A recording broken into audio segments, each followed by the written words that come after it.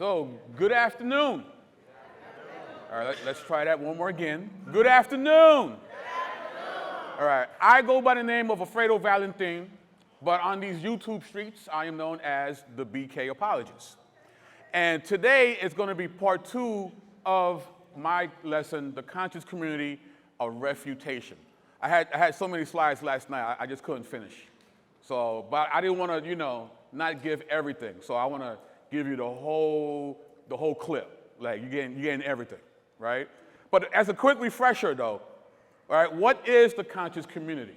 It's basically a loose-knitted community of black identity cults that barely agree with one another, but one of the few things they do agree on is we hate white people and they need to die, right? And anyone who sides with white people, they can get it too, which is us, the Christians, because they believe that Christianity is a tool used for white supremacy.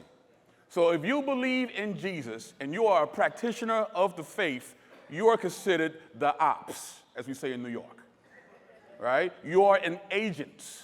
You are COINTELPRO. You are actually against black people if you follow Jesus, right? And one of the accusations that they throw on us is that, well, you follow the white man's religion, right? How can you pray to the same God that your oppressors pray to? That can't be right. That's not true. I can't pray to that God. But of course, that's not the case. And, we can go into, the ancient attestation of the African presence in the Bible. We could talk about the Ethiopian eunuch who was actually a sub-Saharan Africa from the Nubian country of Moro. We could talk about how there was an early presence of Christians in Africa on the west part of the continent prior to the Portuguese. We could talk about how even during slavery, because of the slave narratives, the quotes of the actual slaves knew the difference between the bootleg nonsense that the slave master taught them versus actual Christianity. We could talk about all that today, but we're not. What we're going to do is claim and show the hypocrisy of the claim that they put on us. They say that we follow a white man's religion. No, they follow a white man's religion. In fact, at best, it's Greco-Roman speculative fan fiction, and at worst, it's European occult magic. And last night, we went through a series of different texts, the Hermetic texts. We talked about theosophy, and all these things are not linked to Africa, but it's linked to Greco-Roman speculative fan fiction. They were just freestyling, making stuff as they go along, because they couldn't even read the hieroglyphics at that time, or they just used straight European occult magic. So one of the things that they use as well, the Moorish, we heard of the Moorish temple science, right? We heard of the Moors, right? Well, the Moorish temple Circle 7 Quran is composed of excerpts from the Aquarian Age Gospel of Jesus, the Christ of the Piscean Age, a text deriving from theosophy. This is not African spirituality. It is European occult magic, but the Moors will tell you otherwise. But look at their source material, okay? We have the Kabbalion, a study of the Hermetic philosophy of ancient Greece, of Egypt and Greece, written by the 3 initiates, okay? And it's a special shout out to our main man, Hermes Trismegistus. It seems like every time I look for the origin of their teachings, this dude keeps popping up, okay? But what's funny is the 3 initiates are really 1 initiate. William Walker Atkinson, a white man, right? Not that, again, but not against white people. I'm just using their argument against them, okay? So, while Atkinson's nascent life as a writer might seem to have been a dramatic shift, it brought together much of his past. His early interest in theosophy appears throughout his works in direct references to Helena Blavatsky and the use of the term secret doctrine. So he's using theosophy as his point of reference here to write this book. Early in this period, Atkinson wrote a self-described little volume called the Kabbalion under the cryptic pseudonym 3 Initiates. At the core of the Kabbalion were 7 axiomatic laws, such as the principle of correspondence and the principle of vibration, that were described as originating from the mythic Hermes Trismegistus, and carefully passed down through the ages from teachers to the select students. While the Kabbalion claimed to be ancient Egyptian and Hermetic, it was much more a product of modern American New Thought. So not only do they use European occult magic, they use good old American occult magic as well, all right? As times change, Atkinson's Kabbalion continued to have remarkable staying power with a wide array of seekers and aspirants. Many African-American thinkers took the Egyptian origins of Hermes Trismegistus, described in the Kabbalion, and cast it as distinctly African wisdom. So they took this Americanized European occult magic and threw some kente cloth on it and said, here you go, black spirituality. All right? Using the 7 Hermetic principles in works of fine art, literature, self-help, psychology, family therapy, and even bounty hunting. I don't know how you use bounty hunting for the... I'm just reading the text. I'm just saying. So, one of the pillars of the most modern iteration of the Kemetic community in New York is the House of Ma'at, led by their chief Kemetic priest, Jabari Osase. And if you go to his website, he has a Kemetic library, free PDFs that you could download. Look at one of the books that he has, the Kabbalion. This is a Kemetic library. It's not. It's Americanized European occult magic. But I follow a white religion. You follow white religion, though, right?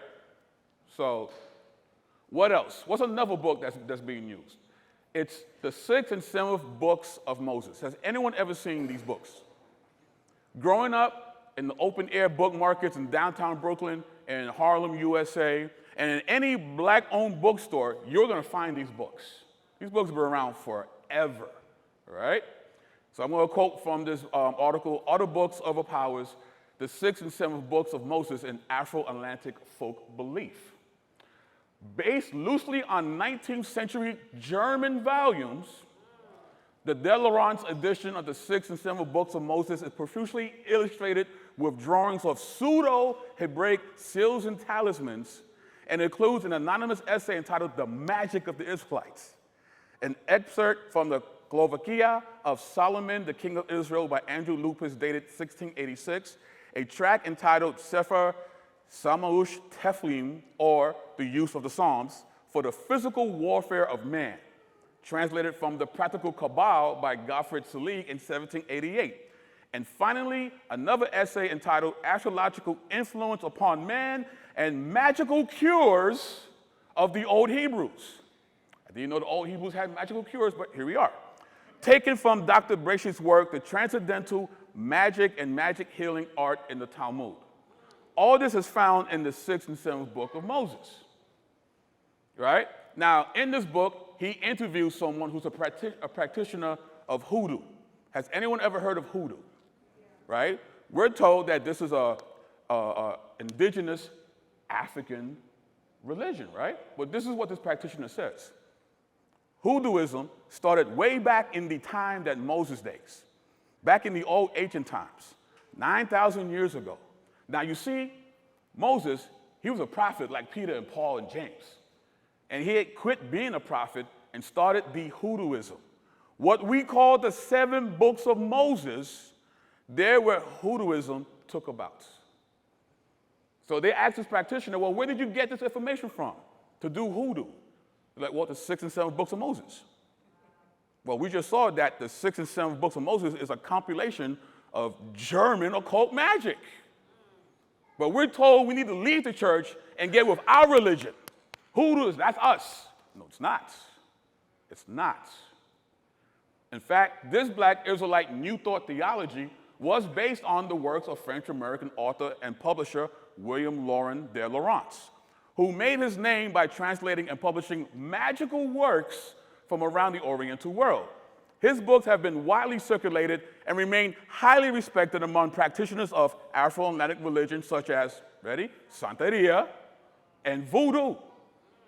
De Laurent's works played critical roles in the genesis of 20th century alternative African American religions such as, drum roll please, Morris Science Temple's Black Islam, Rabbi Matthew's Black Judaism, and Leonard Howe's Rastafarianism. We're told that all these are indigenous black religions, but they all use high Germanic occult magic. This is the ghostwriter of all their theologies. Right? Rabbi Matthew, who's the precursor of what we now call the One West Hebrew Israelites, you know, the ISUPKs, the IUICs, here's the godfather of that. Rabbi Matthew used the Lawrence to write and create magical rituals and a Hebraic creed that allowed him to be filled with God's Spirit. Matthew based what he called his Kabbalistic science on the most popular of the Lawrence's books, the 6th and 7th book of Moses. Not the Torah.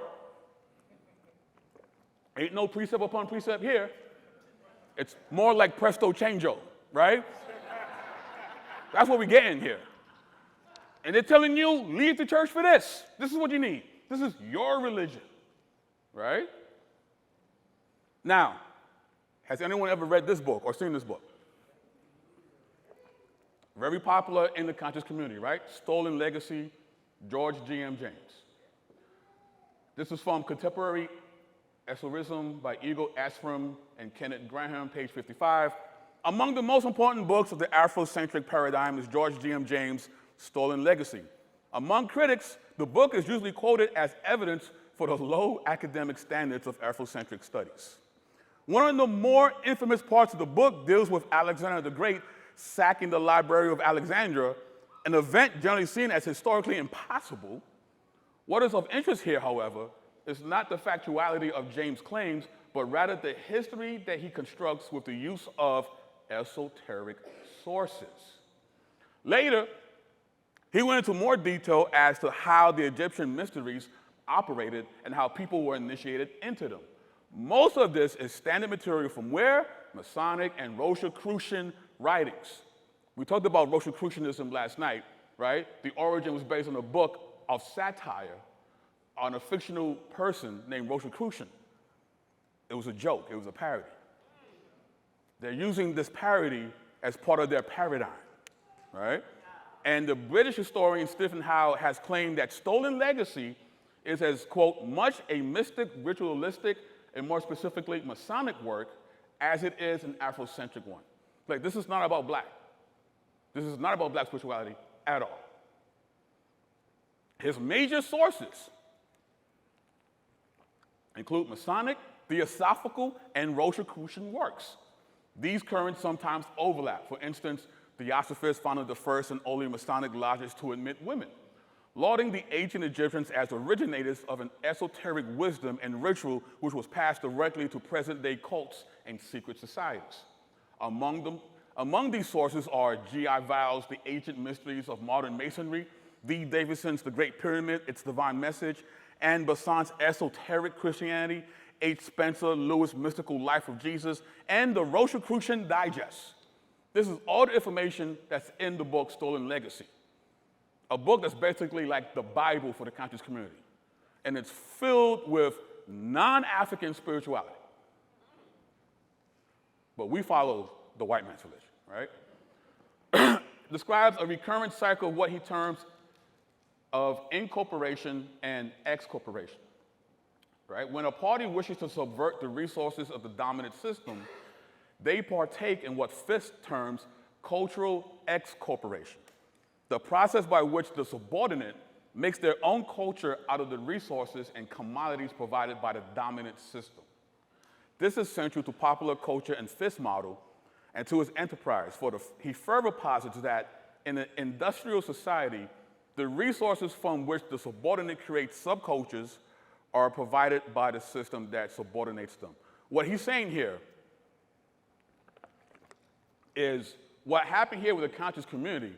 They took stuff from the dominant culture, right? And as we know, the dominant culture has been the European culture. And what were they subscribing to? Well, occult magic. So they thought, well, if we take their magic, right? We're going to fight fire with fire. But we know that everyone's not going to agree with it, so we're going to blackwash this occult magic, throw a kufi on a dashiki, and we're going to call this black spirituality. Because we leave it as is, no one's going to believe it anyway. Right? And there's serious replications for this. Right? Because the Nile Valley School of Afrocentrism is controversial. The findings and interpretation of mainstream Egyptology contradict and repudiate all or large parts of all its major concepts and contentions. It has been pointed out that there's nothing new under the sun of Afrocentric scholarship. All of its ideas are based on existing fringe historical ideas about ancient history. As we say, it's a fugazi. It's just not, it's a $5 slum gold chain Rolex that you find in Canal Street in Manhattan. Anyway, the only difference is that the older fringe ideas worked on an assumption that ancient Egyptians were white, whereas Afrocentrism contends that the ancient Egyptians were black.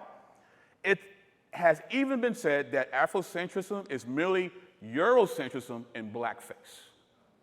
That analogy can be extended to suggest that Afrocentric Egyptomania is simply a version of the older occult of pseudo-historical Egyptomanias of the Europeans. That's all it is. All they did was blackwash Dr. Strange, right? That's all they did. They gave Dr. Strange a wave cap and a dashiki, and we all should follow him now, okay? So everywhere you look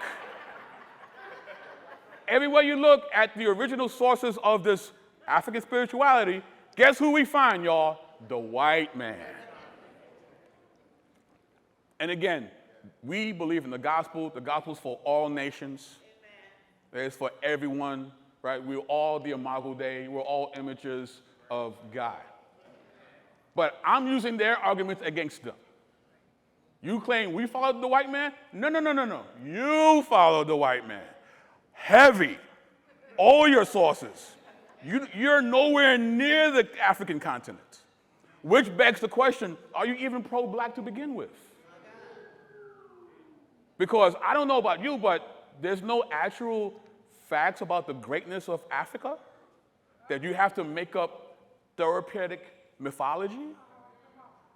Because then you're saying that the white supremacists are right. There's nothing really real great about African people. And we know that that's why we got to use fantasy and cosplay, right?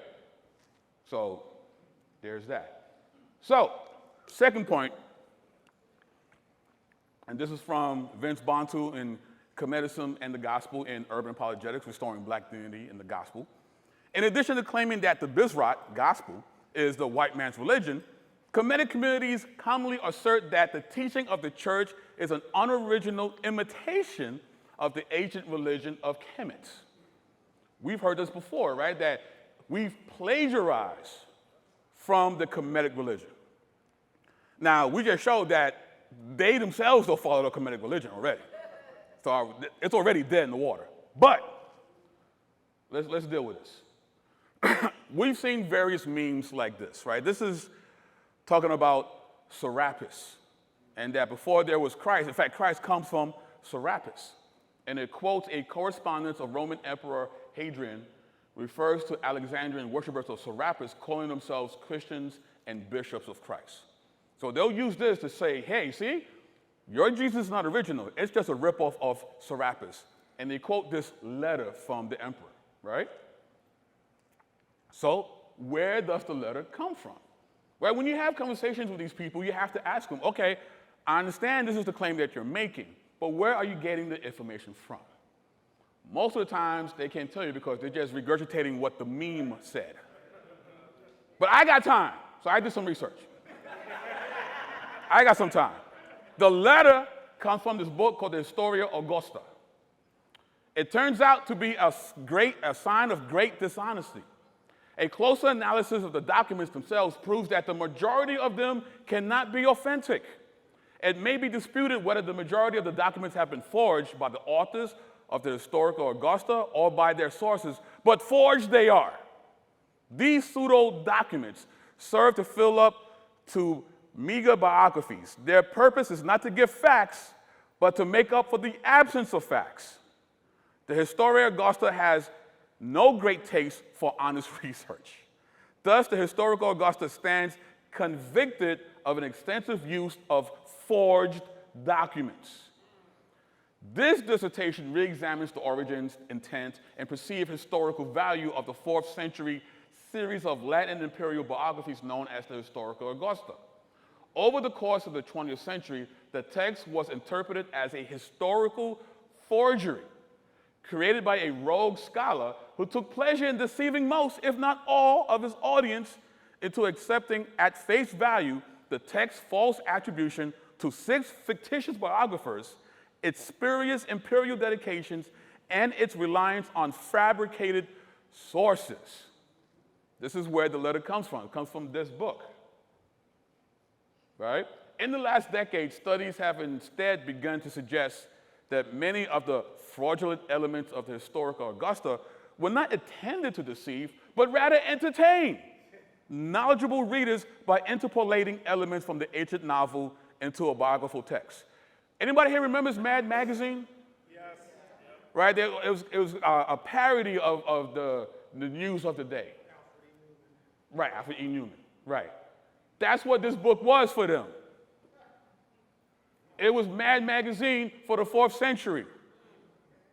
But then these guys pull a letter from these fabricated collection of sources and say, see, your Jesus comes from Serapis. Really? It comes from Mad Magazine? I don't think so. Another one. Has anyone seen memes like this? Right? Jesus is a ripoff of Osiris, right? Okay. This is from Following Osiris, Perspective of the Osirian Afterlife from 4 Millennia by Mark Smith. No ancient Egyptian source record how and what circumstances belief in Osiris arose. You don't even know where it comes from, but you're saying we ripped it off. You gotta know where it comes from before you can say I took it, right? This silence has left considerable scope for speculation about his origins, an opportunity which modern scholars have not been slow to exploit. Various theories have been proposed according to which Osiris was originally a god of agriculture, vegetation, or fertility. A chthonic deity, a pantagoddess, a jackal god, a personification of the deceased on the embalming bed, a deified human ruler, or an amalgam of all deceased kings, a generic royal ancestor. His cult, according to these theories, emanated from the Eastern Delta, Upper Egypt, or from abroad, whether Levant, Libya, or even Babylonia. They don't know where it originated or where it comes from. But you know I took it though.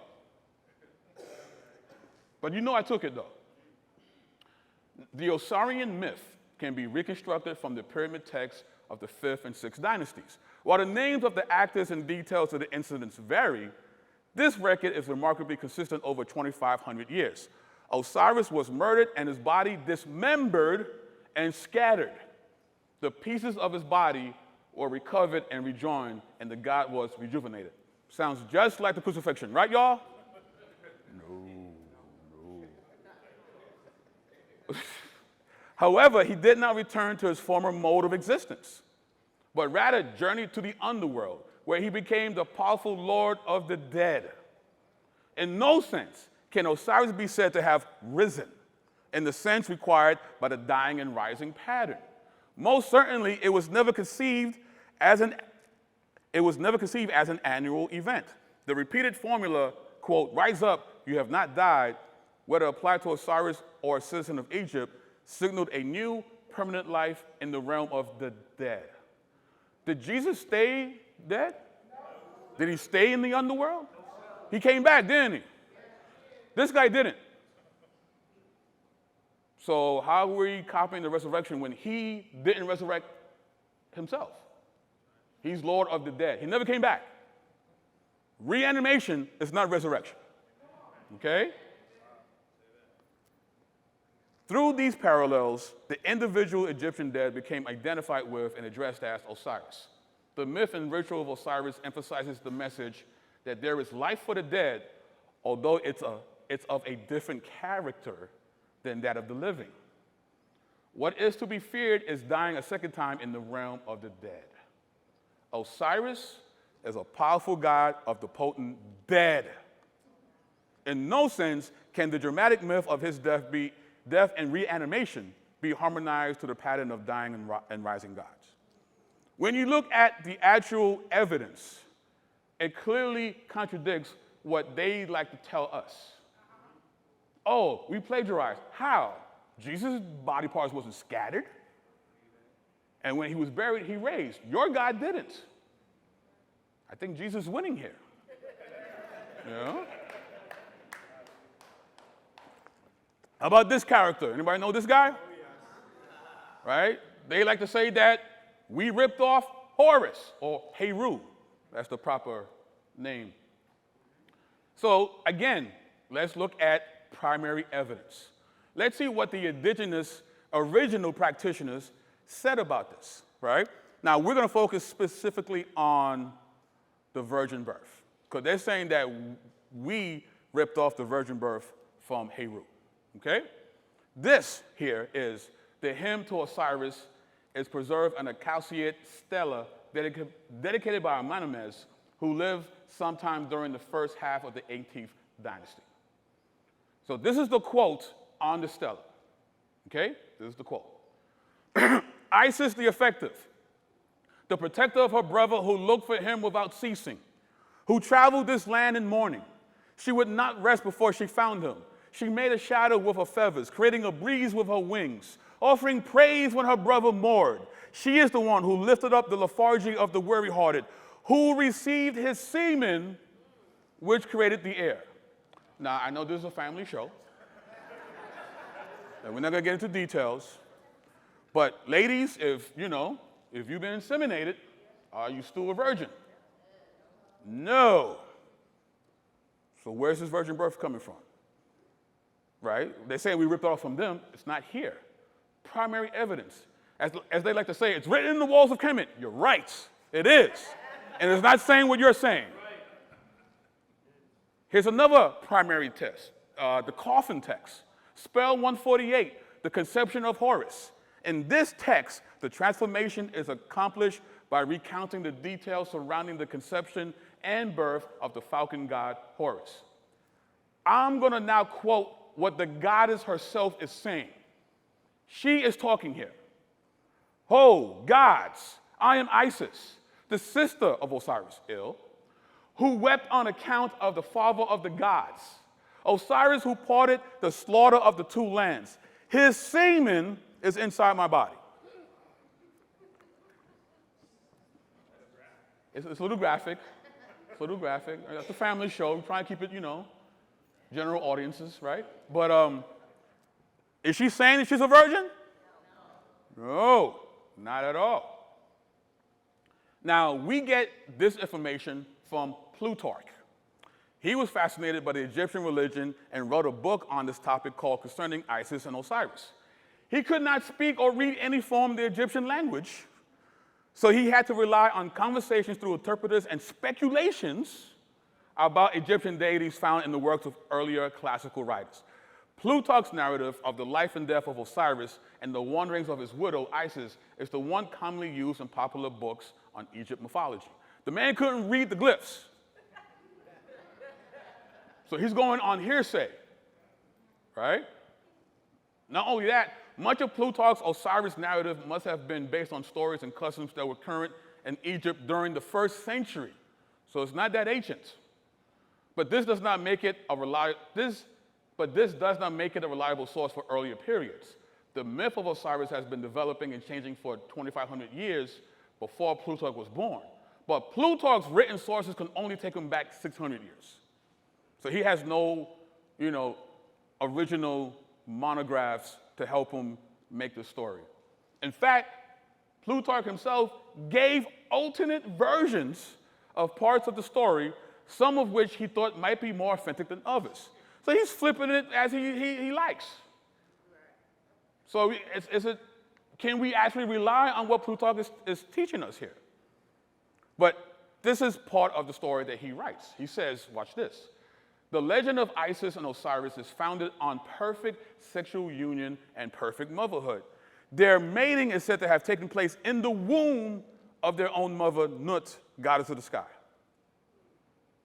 So not only was she not a virgin, she wasn't a virgin while she was in the womb. So how are you saying we're ripping you off? She wasn't even a virgin before she was even conceived.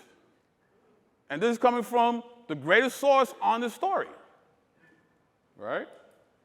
Now,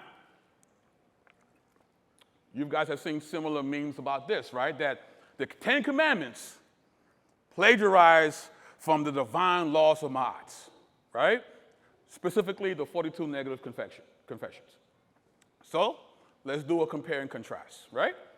Context of the Ten Commandments. How are the Ten Commandments being used in Scripture? Two basic types of covenants existed in the ancient Near East. The parity treaty between equal parties and the Caesarean vassal treaty between a greater and lesser party. In Caesarean vassal treaties, the greater party, i.e. the Caesarean, provided benefits such as military protection and land grants to the lesser party. In response, the vassal owned the Caesarean financial tribute and consummate loyalty. Consequently, vassals could have only one Caesarean, for to take another lord or father would be tantamount to treason, right? The covenant Yahweh established with Israel at Mount Sinai exhibits striking parallels with Hittite Caesarean vassal treaties, which had 6 basic features: a preamble that identifies the Caesarean, historical prologue that recounts the previous relationship between the parties, covenant stipulations to which the vassal must agree, provisions for periodic reading and safekeeping of the covenant, witnesses to the covenant and blessings, and curses should the vassal either keep or fail to keep the covenant. The Sinaitic covenant contains all 6 of these characteristics. When you look at the book of Deuteronomy, what you're really reading is a contract between the Yahweh, the Caesarean Lord, and Israel, the vassal states. That's what Deuteronomy is. That's the context of Deuteronomy. So as a side note, when the Hebrew Israelites like to use Deuteronomy 28, right, to show that, oh, I know I'm in Hebrew because of the curses. I'm like, how's that? Because it's prophecy. No, it's not prophecy, it's a contract. Did you sign the contract? Because in order for a contract to be binding, you have to agree to the terms, right? Did you know that it was even a contract to begin with? That's free. That's free game. That's free game. So the 10 Commandments, in this context, is the covenant stipulations to which the vassal must agree to, right? That's what the 10 Commandments are.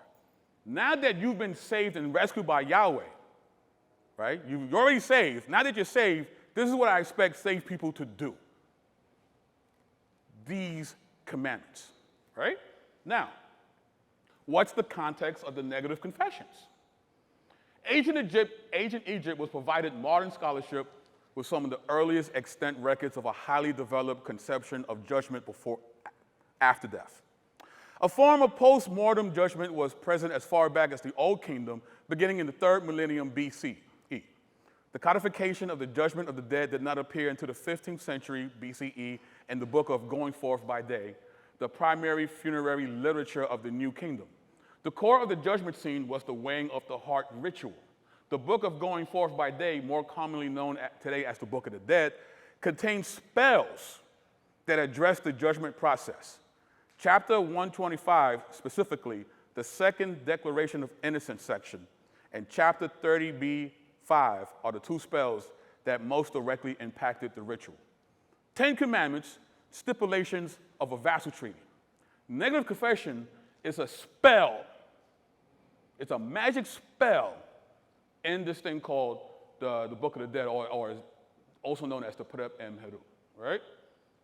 They were meant to ensure the deceased passed judgment and entered the afterlife proper.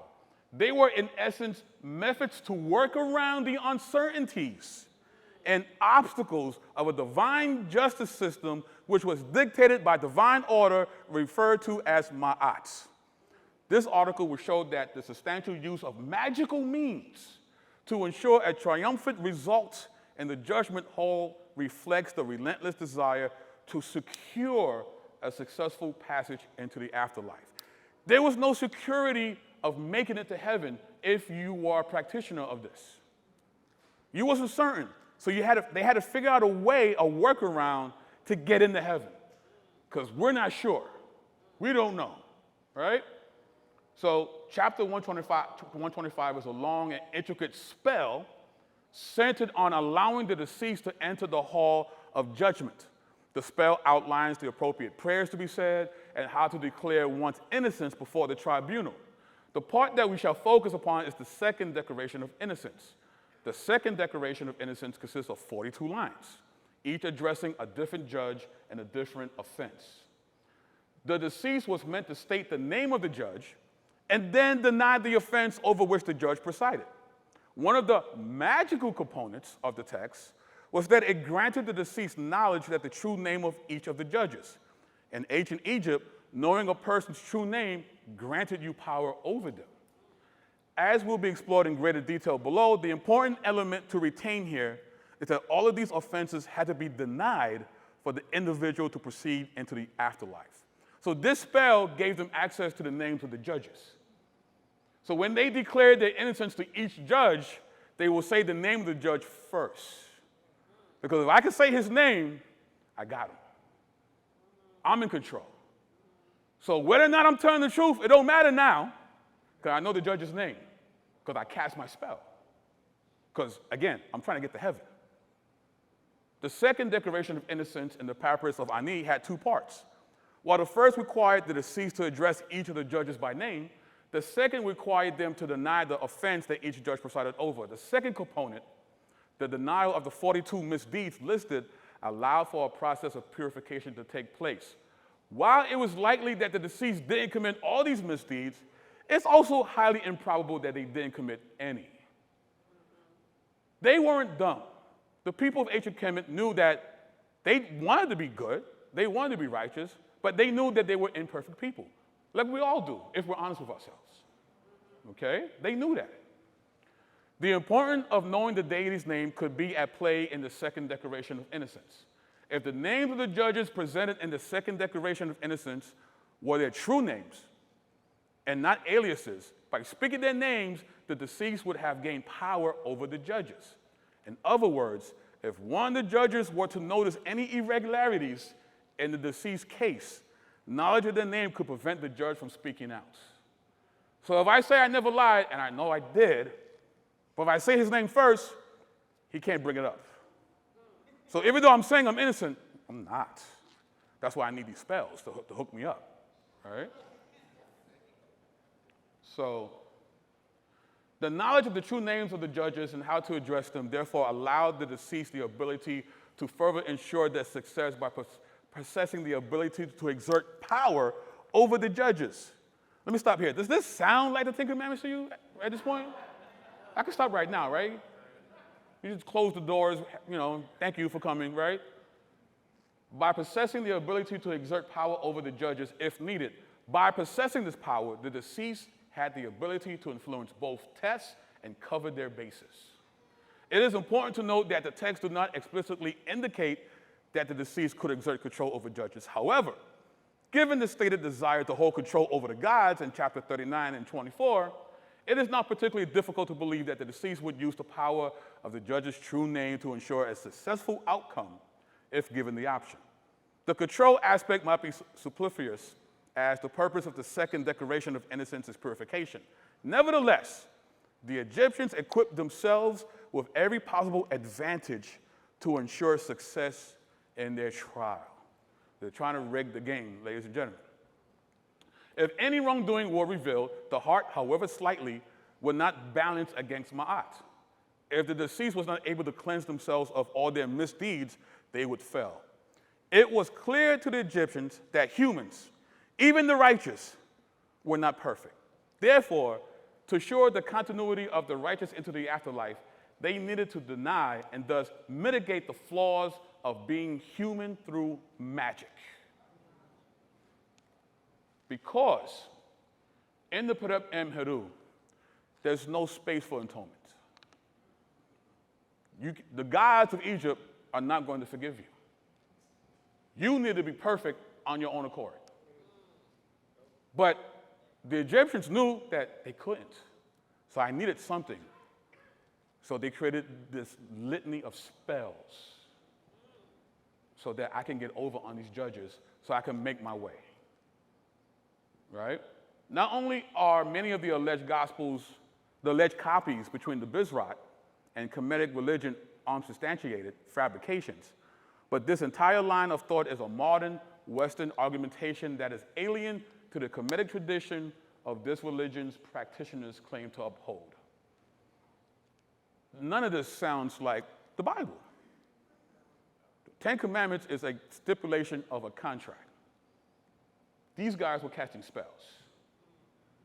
So it's contract law versus hocus pocus.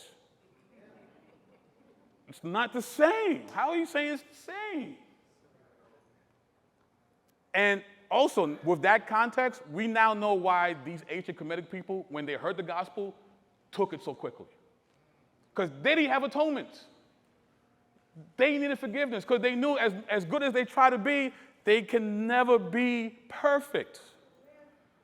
And here comes the gospel. It's like, I know you're not perfect. Unlike your God, my God came down and took care of that for you. And what I need from you is your allegiance, not spells. I need you to bend the knee to the King Jesus. How's that coming from this ancient Kemetic religion? It's not when you look at the actual sources,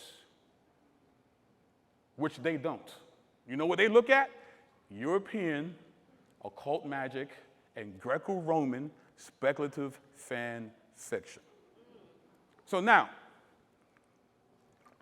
I do not expect any of you to retain all this and use this when you go to the barbershop, to the corner store, or to the next family reunion, right? Because there's a lot of stuff. This is a lot of stuff, right? But what can you do? What are some apologetic practicals that you can carry with you today to help you when you have these kind of discussions? Well, first thing you could do is ask them to prove their claims. The burden of proof is the obligation to provide sufficient supporting evidence for claims that you make. We think as believers that we got to carry all the heavy lifting in these discussions. No. If they make the claim, the onus is on them. Yes, sir. It's on them. And the great thing about that is that you're not even saying they're wrong. All you're asking is, well, how did you get there? How did you come to that conclusion? Now, I got to be honest. I've gotten into a lot of issues on the internet simply asking this question. And I know you go through the same thing. Well, how did you come to that conclusion? I'm not even saying you're wrong at this point. Explain what you're saying. Define your terms. Because you expect me, the Christian, to do that, right, when it comes to my belief. Well, turnabout's fair play, right? Ask questions. Because when you ask questions, you're actually in charge of the discussion. The ball's actually in your court when you're the one asking questions. A great book that helps us with having these discussions with people is Tactics by Gregory Kokel. And he says here, there are 3 reasons why gathering information is important. First, you don't want to misunderstand the person you're talking with. Second, you don't want to misrepresent him. Third, you don't want him to misunderstand himself, right? So when someone throws out a term, it's like, well, what do you mean by that? When you say this word, what do you mean? So that we don't talk past each other, right? I just want some clarity. Again, and it's great because you're not accusing them of anything. Like, I just want more information. I just want the information you give it to me to be as clear as possible, right? Asking questions is the simplest way to clear up confusion and deal with ambiguities. Your queries allow others to do more of the talking so you could do more of the listening, giving you a more precise picture of their point. Clarification questions also give you a chance to test the water without getting in over your head. They give you time to size up the situation and gather your thoughts. Quote, what do you mean by that? Is a question that you can use with virtually every challenge, even daunting ones leveled at you as a believer. Before you attempt to address any pushback, always ask for more information. You want to know exactly what the person thinks before you take any steps forward, right? What do you mean by ... Can you clear this up for me? Can you help me understand this? That way, you're not accusing them, but you're in control of the discussion at the same time. Do not be scared to say, I don't know. Be transparent. What's great about that is that you set the example for this discussion. Because if you're honest with what you don't know, you created a safe space so they can say what they don't know. You know, we could put the pride to the side and we could have honest dialogue. Be compassionate, not condescending. Right? We're not here to browbeat them and I have this amazing, compelling argument. I got 50,000 slides of death for you and your whole crew. What? Bring it. That's not the intent. It's not. Believe it or not, it's not. It's not. It's not. Right? Agree where you can. Agree where you can. The Kemetic community, the reason why they exist, there's a reason why they're doing what they're doing. They're actually fighting against some actual things, right? There is a marginalization of black and brown people. There is such a thing as white supremacy. There is such a thing as racism. It's true. Don't be scared to acknowledge that. Now, of course, we have a different answer for these things, right? The way they're going about answering is completely off base, but they're answering something that's concrete and real, right? They say that it's a prevailing perspective shared by individuals within the conscious community is that both continental Africans and African diaspora are subjugated to social conditioning or coercion by what is perceived as a global system of white supremacy. We live in a fallen world. If anyone understands that, it should be us, right? And in the fallen world, people are not only evil, they create and devise more new ways to do evil. We should know that better than anybody else. So when someone else brings that up, you're like, you know what? I agree with you. You're right. It's just how you're going about answering is not, right? Because their theology is based on revenge. Our worldview is based on redemption. That's the big difference. That's the line of contention between us and the Kemetic community. They want revenge. I want to be on top now, right? Which is very telling because what you're saying is, well, slavery is not bad as long as you get to do the enslavement, right? Oppression is not bad as long as I'm the one doing the oppressing. I'm king of the mountain. It's my turn, right? So quickly before I go, some book recommendations. Tactics by Greg Koukl. Of course, Urban Apologetics, Restoring Black Dignity with the Gospel. We have The Whitewashing of Christianity by Jerome Gay Jr. Vince Bantu, A Multitude of All Peoples, is a great book. Afrocentrism by Stephen Howe. We Can't Go Home Again, An Argument About Afrocentrism by Clarence Walker. If you want to learn more about actual Kemetic religion, The Complete Gods and Goddesses of Ancient Egypt by Richard Wilkinson, and Religion and Ritual in Ancient Egypt by Emily Teeter. So at this time, I'll take a couple of questions. I got 2 minutes? Oh, well, I'm done. I'm actually done. So.